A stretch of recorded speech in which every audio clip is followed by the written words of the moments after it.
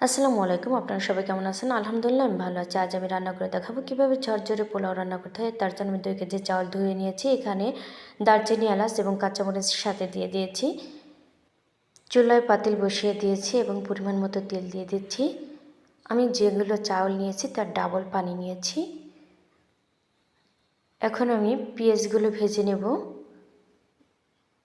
অনেকেই পেঁয়াজ পছন্দ করে না, তবে আমার পোলাওর সাথে পেঁয়াজ না হলে ভালো লাগে না। আর আমি পেঁয়াজগুলো এখন ভেজে চাউলের সঙ্গে কিন্তু দিয়ে দেবো। তাহলে কীভাবে দিই দেখতে থাকুন। এখন আমি পেঁয়াজগুলো ভেজে নিচ্ছি। এই তো পেঁয়াজের ভিতরে আমি চাল দিয়ে দিচ্ছি। এখন চাউল এবং পেঁয়াজ দিয়ে একসাথে ভেজে নিব। পেঁয়াজটা কিন্তু আমি আধা ভাজা করছি, আমি কিন্তু একবারে কাঁচা রাখিনি। এখন আমি মেপে রাখা পানিটা দিয়ে দিচ্ছি। এখন আমি একটু ঢেকে জাল দিতে থাকবো। এই তো চাউলে বলক এসেছে।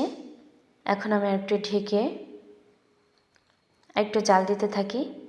এখন আমি উল্টিয়ে পাল্টিয়ে নেড়ে চেড়ে দিব, যাতে চাউলের উপর নিয়ে সমানভাবে সিদ্ধ হয়ে যায়।